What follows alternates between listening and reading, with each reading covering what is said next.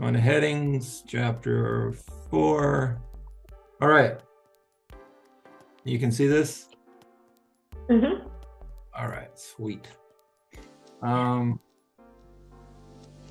fact, I'm going to copy, do that. That may not have been a good idea.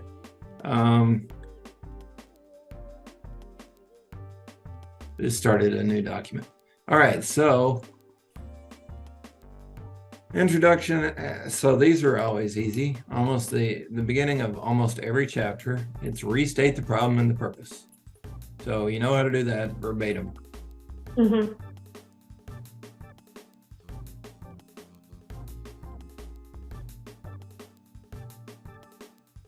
All right. So literally those sentences. Maybe one or two sentences around them if you think that provides a little more of a flow to the paragraph and context. And then basically summarize. So this is one thing I've tried to do when I start talking about what exactly to put in these chapters. I'm trying to do more of how much to write. So I'd say 2 to 6 sentences. Summarize what is in the chapter using the headers. 1 sentence here. So literally what's in bold, results, you don't need that one. Evaluation of the findings. Okay. So in this case, since your study is qualitative, it would be trustworthiness of the data. If it was quantitative, it would be validity and reliability of the data. Mm-hmm. So, this sentence is literally going to say this. The rest of chapter 4 includes a discussion of the trustworthiness of the, by the way, I can send you this document if you want, of the data. The demographics, which wasn't one of the headers, but I'd include it just for funsies. The results, an evaluation of the findings. Don't need to say summary because it's not really a crucial part of the section. So this is actually fulfilling the above, right? Mm-hmm. Like this. And you can literally just copy and paste this sentence if you want. I do not care. It will not be plagiarism. I want to share this sentence with the world. Okay.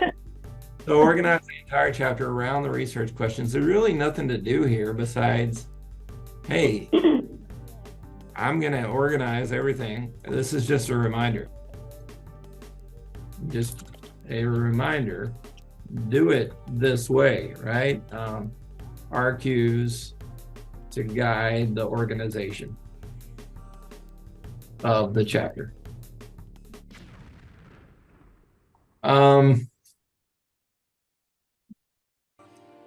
Does that make sense? Mm-hmm. Now you're mainly going to use this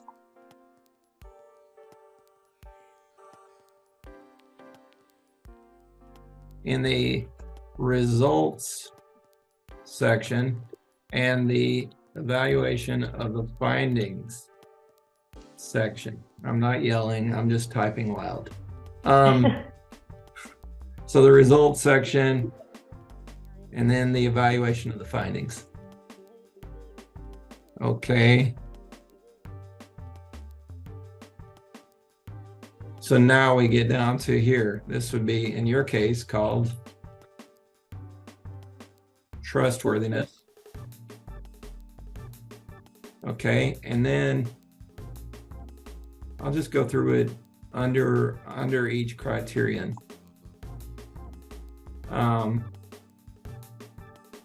For qualitative, clearly identify the means by which trustworthiness of the data was established. You're going to do that overall, trustworthiness being the umbrella term, and then the key parts of trustworthiness. I don't know if you talked about it earlier in your dissertation. A lot of people do, some people don't. You're going to talk individually about each of these issues: credibility, transferability, dependability, and confirmability. So one paragraph on confirmability. Or I probably should have started in the same order. It doesn't really matter what order. First, defining credibility with citation, and then explaining how your study procedures, choices, decisions, all that supported credibility. I'm going to copy this and I'm going to paste it that many times, and I'm going to change these words to what was next in the transferability, dependability. Okay.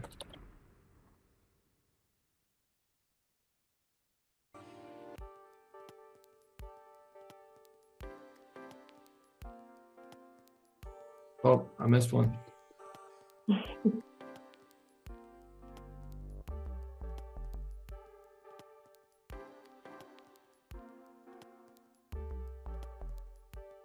And then confirmability.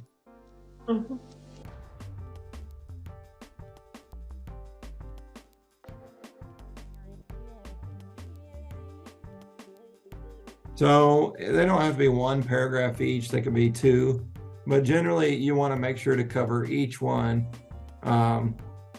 always giving respect back to the idea of tied back to overall trustworthiness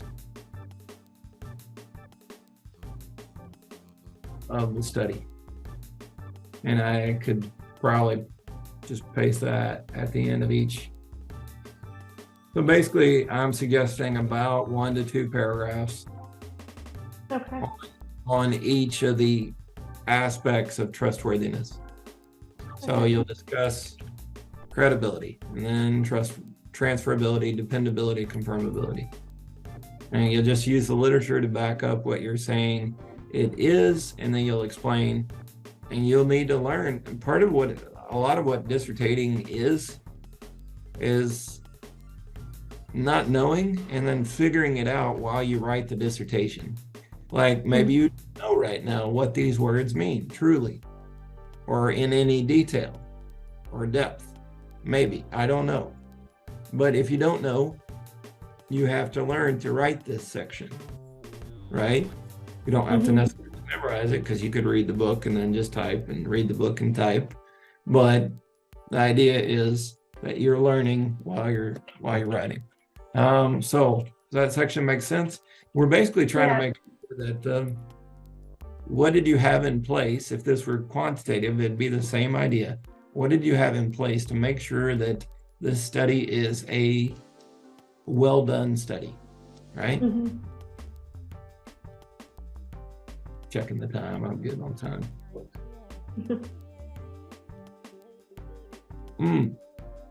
Diet Coke is not my favorite. You need some caffeine. Yep. And I've been talking a lot today. I've had a lot of meetings all week. I guess it's only Tuesday, so that's saying a lot. For quant, this doesn't matter to you, or it shouldn't. It's okay for it not to matter to you. So I'm just going to take that out. Same with mixed methods. In fact, I don't really want want any student, I probably told you this a long time ago, I don't want any student trying to do a mixed method study. Dissertations are hard enough. That don't allow them ever, but you get the deal. All right, so here we discuss the overall study, organize the presentation of the results by the research questions, hypotheses. By the way, in terms of what I want to see Sunday from you, it wouldn't be asking too much, probably. I mean, I don't know your life, so I don't know what you have going on, but you could probably accomplish perhaps these first two sections. That's what I'm hoping for. If not more. I don't know. I want to encourage you, but I don't want to pressure you too much. So, briefly discuss the overall study next. So here we're getting into the actual presentation of the data. One thing we do about when presenting results is we don't have any opinions. It's almost like, I don't know, I'm going to think of a silly analogy. Metaphor? I don't know what it is. If you were like a real estate agent and you were showing a house and you just walked people through the house first and said, here is a closet, here is the sink, here's the master bath, whatever, I don't know. And then you sort of say, and go back through, which you'll do later, you'll sort of say, isn't it luxurious? And wouldn't you look at the size of this master bath and that huge, what do they call it? The big bathtub. It's not a whirlpool, not a jacuzzi. Yeah, spring, summer, I'm getting the wrong words. I should not be teaching this late in the day. I don't care what it's called. That's the truth. Briefly discuss the overall study. So you're just going to do only the facts, ma'am, sort of situation. Okay. So organize the presentation of the results by the research questions, hypotheses. Objectively report the results of the analysis without discussion, interpretation, or speculation. This, in my opinion, should be first. So I'm going to move it because I'm a rebel. Provide an overview of the demographic information collected. So in a study like yours, it might say there were, and we're talking in past tense. Once you get your DP, your dissertation proposal, chapters 1 through 3 passed, you go back to chapters 1 through 3 and write them. Anything procedural that you said you were going to do, you go ahead and change all the wording back to past tense. In terms of I will collect data, you change that to I collected data, etc. So there were 12, let's say, participants interviewed for the current study. And instead of the proposed study, it's now the current study or this study. I prefer the current study or the present study, but whatever. Okay. Of the 12 participants, 9 were female and 3 were male. Let's say I'm making that up. You're not far off. Yeah, just making stuff up. And then just sort of talk about all were, such and such degree and title. But, maybe one had a little bit of a different something specialty, but one specialized in blah, blah, blah. I should probably type blah, blah, blah. Since I wrote blah, blah, blah. No, I'm thinking about Arrested Development. All were such and such, but one specialized in blah, blah, blah. So here it often does help, especially with a quantitative, a lot more participants, it might help to have a table. I'm not sure that it would here. It just depends. If you really have enough information to where you need to put it in table form, obviously follow APA 7 format for tables and figures. This is where you are likely to have tables if you're going to have them anywhere. Of the 12 participants, 9 were whatever. You just sort of talk about the demographics. Yeah, let's say that you captured their, and you're not going to name, you might probably not going to guess at gender or race, but let's say you did ask them, you know, eight of the participants were white, whereas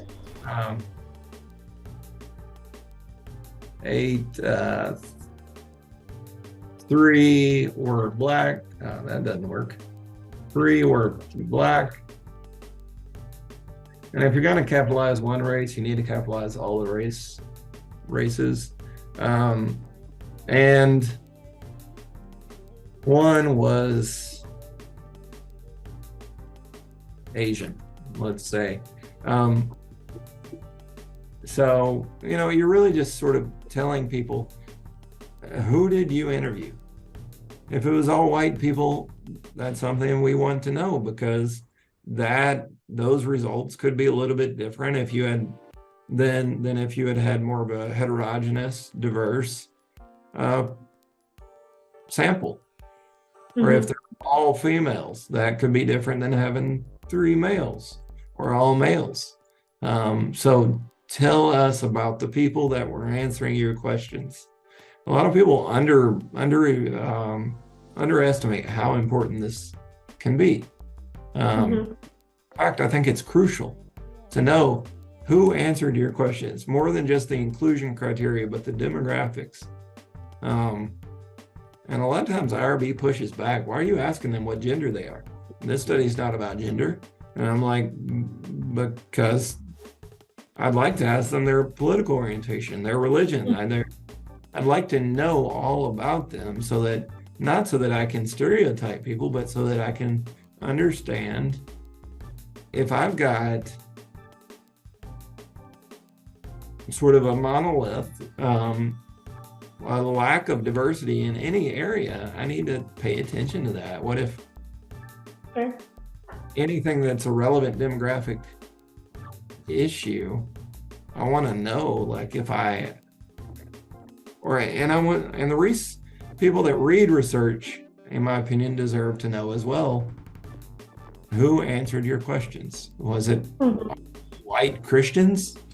Was it all black Muslims? Who was it? We want to know, because it affect, like, that's like, oh, well, I would have expected that answer out of the black Muslims, but not out of the whatever. So that's important. And you just want to go through this again. A table is more likely to be useful if the more participants you have and the more different types of data you're summarizing. So if you think a table is going to be a better way to present the information, use it. If you did a table, you wouldn't have quite as many of these sentences. You'd probably just hit the high notes. The majority of the participants were female.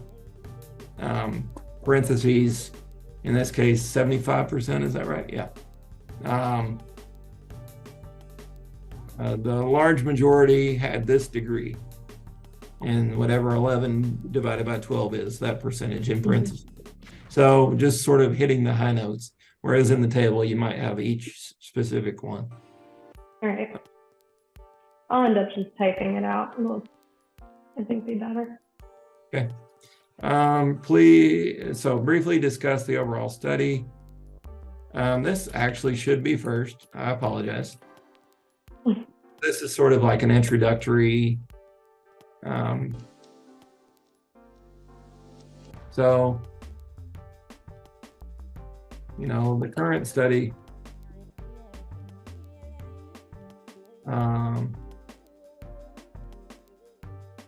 you might put in something like, again, you've just discussed the problem and the purpose up here. You could restate the purpose, but I don't suggest it.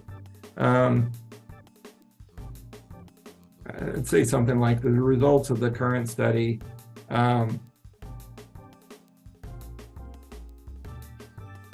address the research questions, maybe say that, which asked, you could restate them or you could summarize them.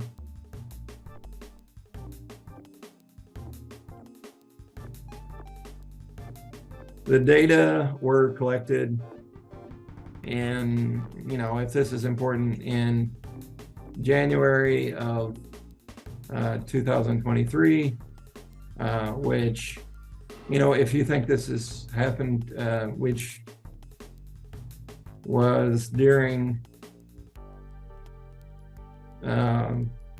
whatever's relevant. If it's more of a political nature, then you might say during the Biden administration. If it has something else to do with the pandemic, you could say during a, I don't know what to call it, because people in the future are going to know more about, during an easing, that's not the right word, but a lessening in deaths from COVID-19, or just sort of give any context that might be useful. If you need to go back over the problem or purpose, great. But mainly a lot of this is going to be like, you might come back to this in a minute and say, especially when you're evaluating the findings, you might say, well, this could be a reason why we got these results. If it something special about 2023 or the administration in power, or what's going on with the climate, or what's going on with COVID-19 or whatever. You could talk about that. Participants were recruited. You might just remind them using word of mouth or whatever you use. Purpose of sampling through a network of professionals, something like that. Just general, basic, brief introduction to what the study was about.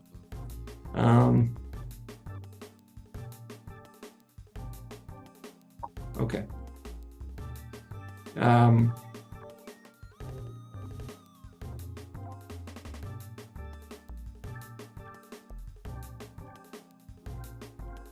The qualitative data gleaned from the participant interviews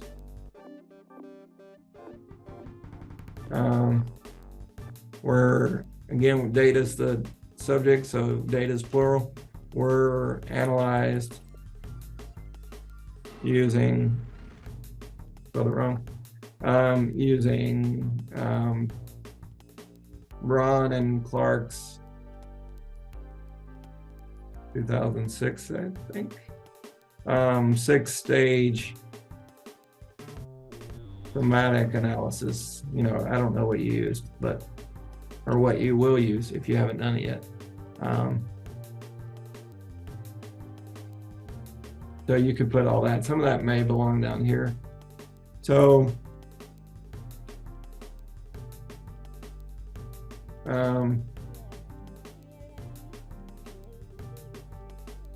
then you might go through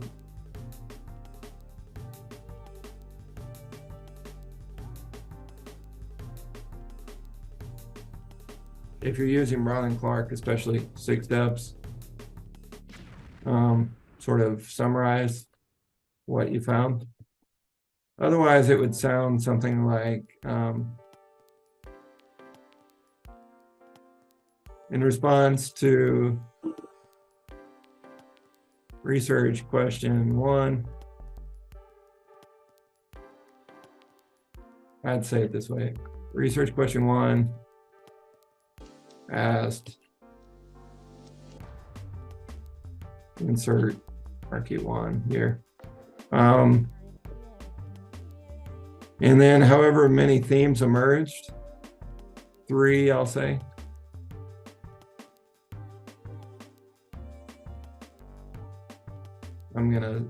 You might spell that out, but, and then you might say, again, who's your sample again? They're ABA. ABA, yeah, either BCBAs or BCABAs. We'll just call them ABAs for the example. And it was about parent coaching. Yeah, parent training. Parent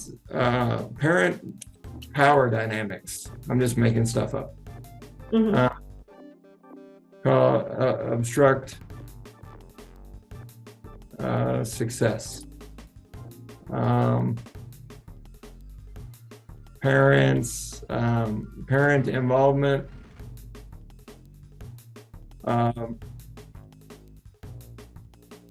Really, I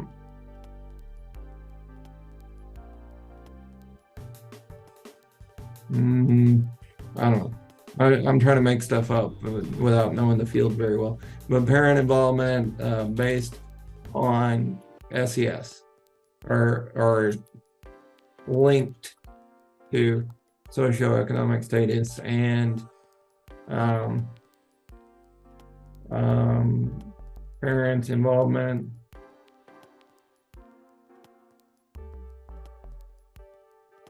tied to severity of children's disorder. I'm just making stuff up. So 3 themes and you could probably do on for A, B, C, or something like that. And you could do this. I always like the italics, especially like on the first use of the themes as you introduce them. You're not going to go into presenting results based on each interview question. A lot of people make that a mistake, so don't do it. You're gonna tie your themes. Well, I can say this right up here actually. Tie themes to RQs. Tie exemplary quotes to support each theme. So that would look like if I had written it differently, theme, like quote, theme, RQ.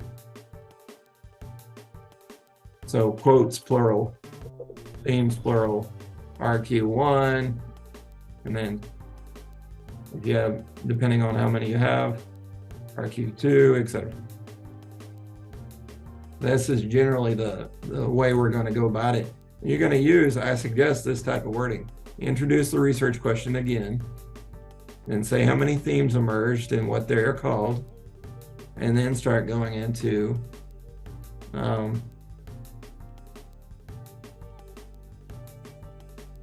with regard to the theme of parent power, blah, blah, blah. Many participants reported or used, I'll say their interviews included wording about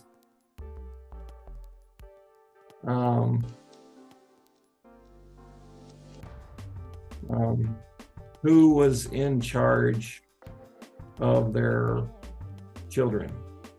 I'm just making that up, but many parents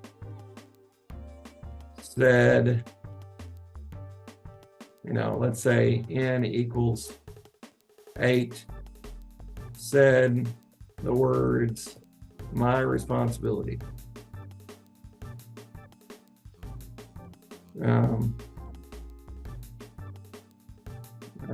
Another 3 parents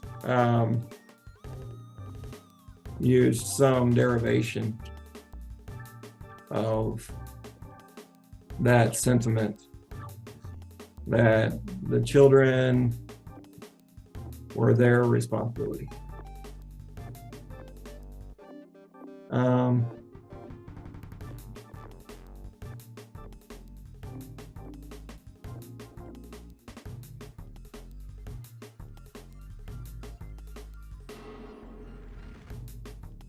In contrast, or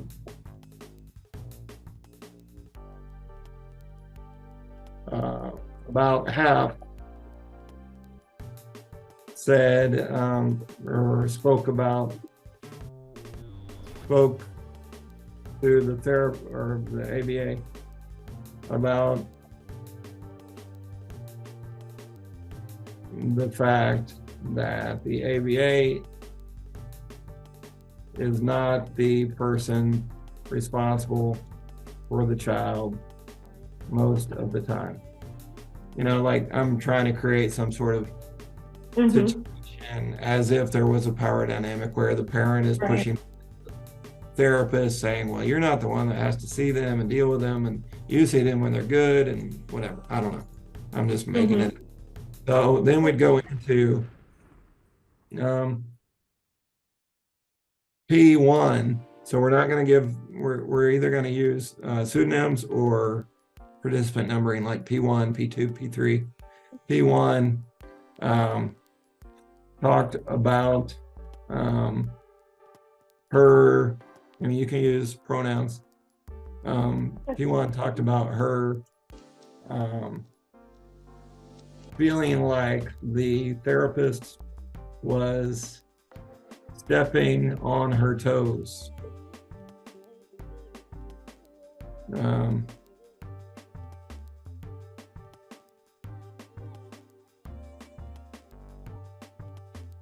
She explained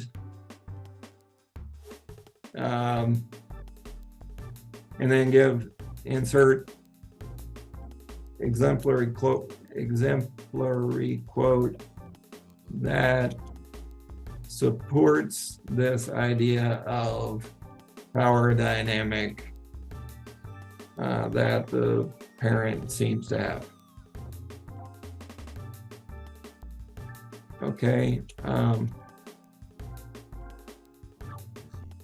P3 also seemed to feel infringed upon. So we're using connective wording like we did in chapter 2 to build synthesis. Feel infringed upon by the therapist's guidance.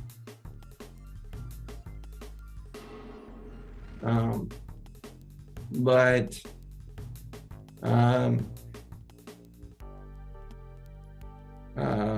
appeared to believe it was a gendered dynamic. He explained, or he reported, or he stated, for some reason I'm pretending that you're talking to the parents instead of, he stated that, anyway, you get the idea. He stated that a parent had commented, you think you know more about raising children because you're female and I'm male. I'm just making that up. Where he's also sort of talking about a power dynamic, but sort of playing I'm not saying playing a card, but in this hypothetical scenario, he feels it's not only about the professional dynamic, but it's also about the gender, where perhaps females are seen as stereotypically caregivers, or better at caregiving or something, and he's making a point of that. P7, and again,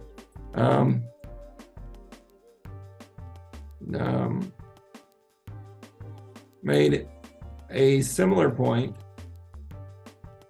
about the gender of the ABA being an issue for the parent, but spoke about a female parent.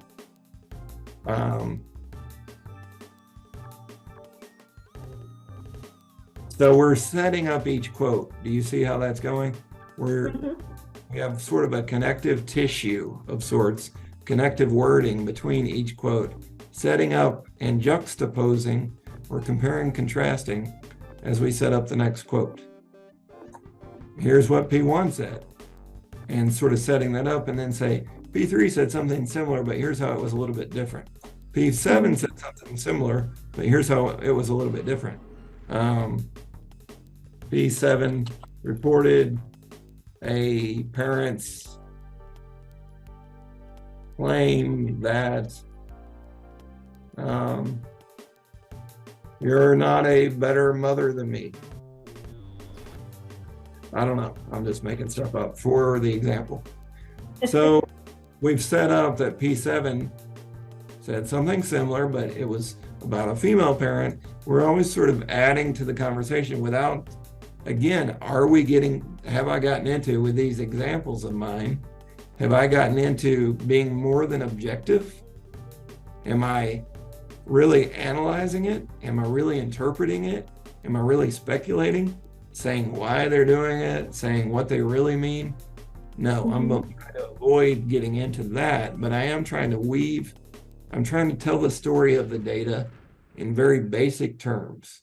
In one person talked about a female parent, one person talked about a male parent, or whatever. So your whole, pardon the example, if you don't like it, throw it out, especially since it's probably not one of your real themes. But what do I do then? I copy the template I've just shown you. Okay, and we haven't really finished it. So let's go into, let's say,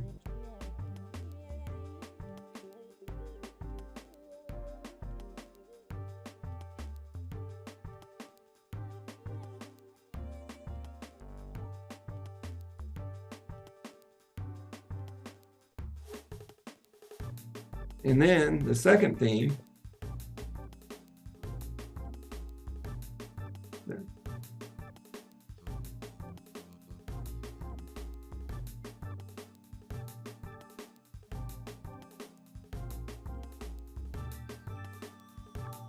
and then the same sort of wording.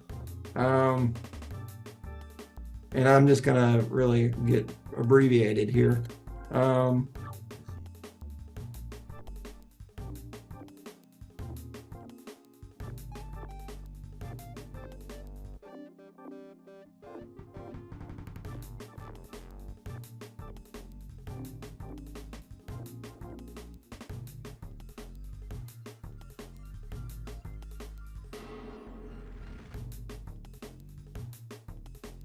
Fill in X, Y, and Z with the words they said, how many times they said it, other sort of content they sort of talked about, and then say, start, and then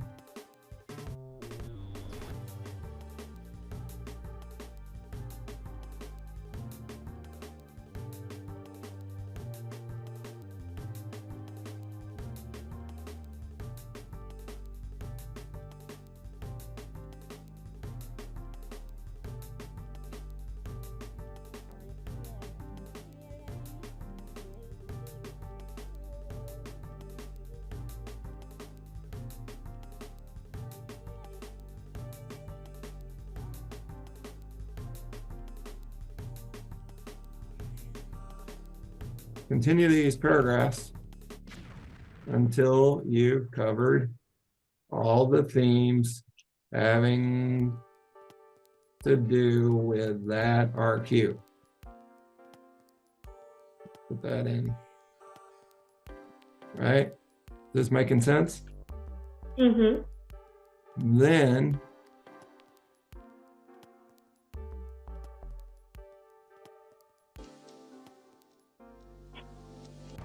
research question 2 asks whatever it asks. X number of themes emerged in response to it. They were A, B, and fill these in with the actual themes, obviously, and C. Okay. And then what are we going to do? We're going to say the first theme. Whoa, I am on the wrong keys. The first theme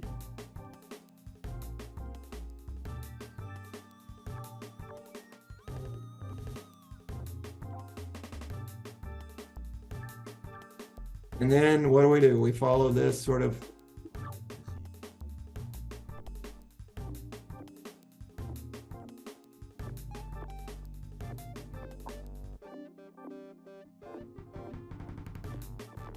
the first theme was A for this second research question, first theme. Participants mentioned words like whatever they mentioned.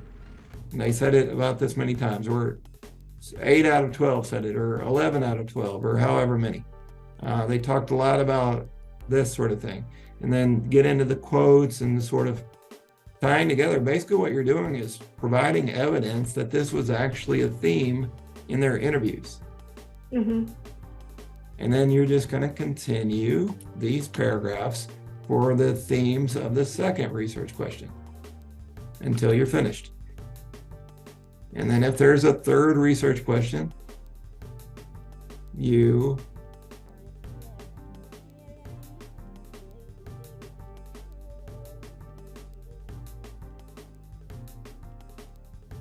obviously just continue. Research question L asks M, as in LMNOP,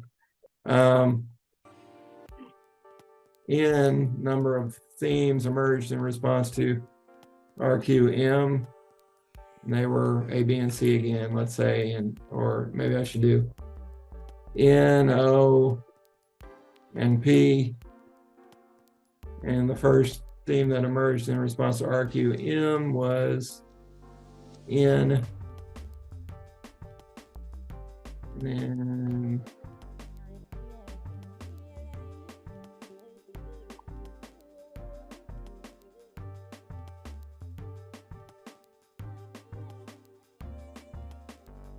somehow I seem to be, if you noticed that long ago, I'm angry at you for not telling me. No, I'm not really. But get that moved over. Let's get this. It's gonna bother me. Yep. Oh. Who did this? The DPDM. Responsible for this. It's me. That looks better. All right, so you get the idea? Yeah. And then, did we report all the results salient to the research question or hypothesis? Identify common themes or patterns? Yep. Use tables or figures to report the results as appropriate? Yeah, if we needed to. Not dealing with the quantitative one here. Did we describe the steps taken to analyze the data to explain how the themes and categories were generated, including thick descriptions of the participants' experiences, provide a comprehensive and coherent reconstruction of the information obtained from all the participants? Sometimes you will want to include a little more of those 6 steps, or however you did your thematic analysis or content analysis or whatever you did, you'll want to explain that a little more. But really, did we include thick description and provide a comprehensive, coherent reconstruction? Or do you see how I provided the skeleton of that? Okay. And then we didn't do mixed methods. So really we've covered these two. Okay. Looking at the clock. All right, so I guess I could probably get through this. Do you want me to? Be all in Yeah. one. I may have to rush a little bit. That's fine. I appreciate it. Sure. So let's make sure we get this way over there. Interpret the results in light of the research. Okay. First, summarize the findings. With regard to each theme that was related or that addressed each RQ. Just summarize it. Say, and then start going into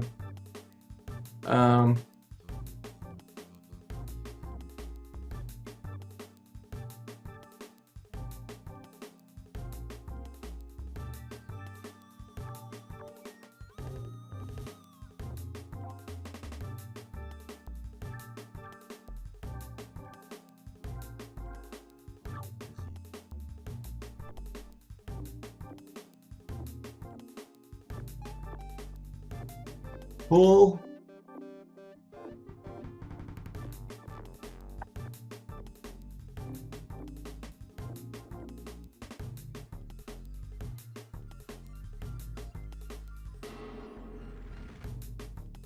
what though? I didn't say what. Pull 3 to 5 what?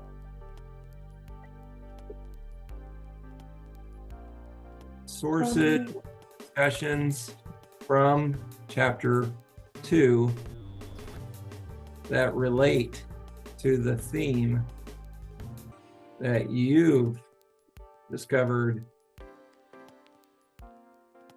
and are currently talking about in this space.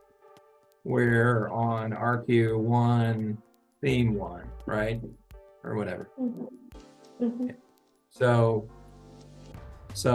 a sentence might sound like the theme of parent power dynamics is similar to a finding by Goodin 2018, who found that parents are mean to therapists. I don't know, just making stuff up. Great. Goodin claimed that the negativity by parents showed or resulted in negative or more negative outcomes, e.g. or i.e. less therapeutic success. How did I misspell my own name? All right. So,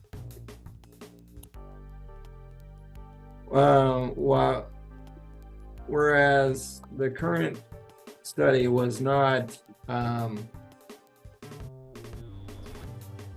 what word do I want? Consumed, nope. Concerned with the, or did not, current study did not evaluate and thus was not concerned with the outcomes of therapy.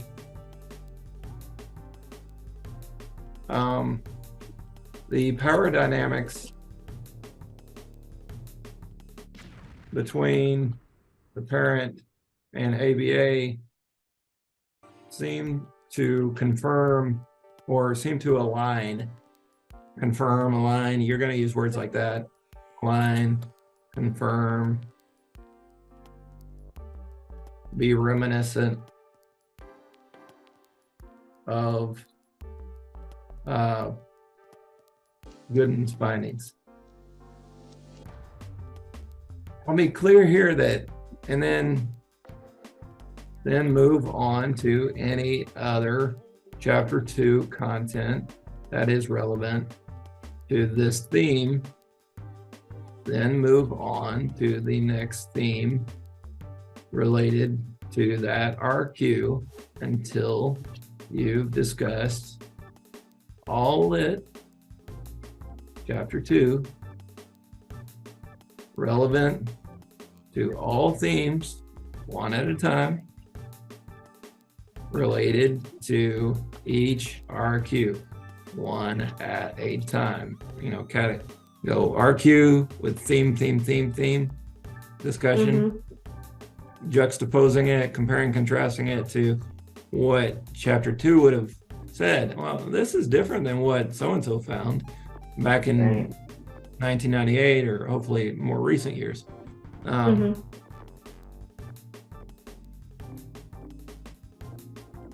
So that's the gist of this section.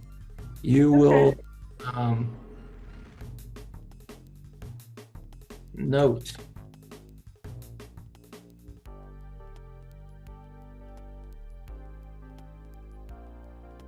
maybe 4. It's a brief introduction to what will be a bit more elaboration on how the findings overall compare, contrast to the literature generally.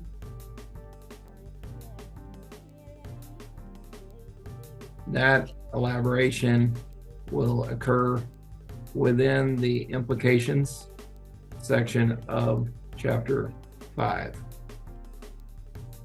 Okay, you don't need to tell them that. I just want you to know you're sort of like foreshadowing chapter 5 in a way. Organize it. Oh, I did that. Did I put this in the wrong place? Oh, approximately 1 to 2 pages. 2, 3, I'd avoid 4 if you can, and then summarize points of the chapter. We covered this, and you might summarize the findings again. The themes were this, and this, and this, related to RQ1, RQ2, and now I'll transition on to chapter 5.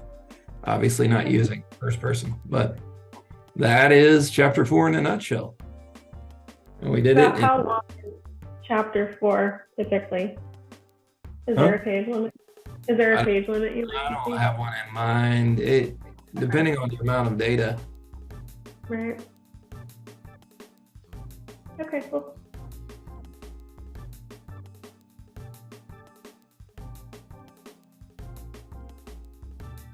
$25 is really pushing it. Could be 5. It's going to be a lot more than 5 typically. It's going to be at least 10, maybe 20. Right. Look at other dissertations from your chair and use those as guides. Because typically if they made your chair happy enough to pass, then hopefully your chair will like it again. I need to switch to my other meeting. Can I let you go? Or you feel okay? Yeah. I'm sorry. I didn't have any time for discussion. I'll send this. Okay. Sound good? Did you get? Send it. Did you get what you needed? Yeah. I appreciate the time. Great. Did you have any other questions? I don't think so. This is really helpful. Just everything all at once.